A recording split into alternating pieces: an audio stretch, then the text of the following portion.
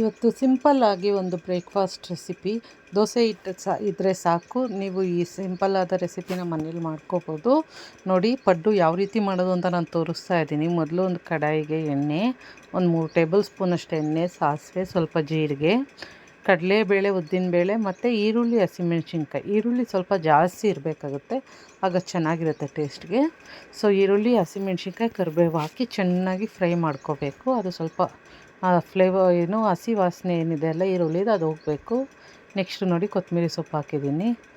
ಈಗ ಸ್ವಲ್ಪ ಉಪ್ಪು ಸೋಡಾ ಅದಕ್ಕೆ ದೋಸೆ ಹಿಟ್ಟಿಗೆ ಸ್ವಲ್ಪ ಉಪ್ಪು ಸೋಡಾ ಹಾಕ್ಕೊಂಡು ನಾವು ಏನು ಪಡ್ಡು ಸ್ಟ್ಯಾಂಡ್ ಇದೆಯಲ್ಲ ಅದಕ್ಕೆ ಸ್ವಲ್ಪ ಗ್ರೀಸ್ ಮಾಡ್ಕೊಂಡು ಆಯಿಲಲ್ಲಿ ಈ ರೀತಿ ಪಡ್ಡು ಬಿಟ್ಕೊಂಡು ಹೋದರೆ ತುಂಬ ಟೇಸ್ಟಿಯಾಗಿರುತ್ತೆ. ಇದಕ್ಕೆ ನಾವು ಬೇಕಂದರೆ ಕ್ಯಾರೆಟು ಆಮೇಲೆಯಿಂದ ಸಬ್ಸಿಗೆ ಸೊಪ್ಪು ಎಲ್ಲ ಹಾಕ್ಬೋದು, ಇನ್ನೂ ಚೆನ್ನಾಗಿರುತ್ತೆ.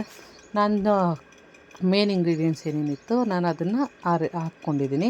ಹುರಿದೇನೋ ಹಾಕ್ಕೊತಾರೆ, ಈರುಳ್ಳಿ ಅದೆಲ್ಲ ಹಂಗೆ ಹಾಕ್ಕೊಂಡು ಮಾಡ್ತಾರೆ. ಹುರಿದು ಎಣ್ಣೆಯಲ್ಲಿ ಫ್ರೈ ಮಾಡಿ ಮಾಡೋದ್ರಿಂದ ಸ್ವಲ್ಪ ಟೇಸ್ಟ್ ಚೆನ್ನಾಗಿರುತ್ತೆ. ಒಂದು ಸಲ ನೀವು ಮನೇಲಿ ಟ್ರೈ ಮಾಡಿ ನೋಡಿ.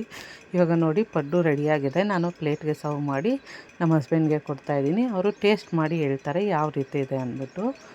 ನೋಡಿ ಅವ್ರಿಗೆ ತಿಂತಾಯಿದ್ದಾರೆ, ಯಾವ ರೀತಿ ಇದೆ ಅಂತ ಹೇಳ್ತಾರೆ ನೋಡಿ.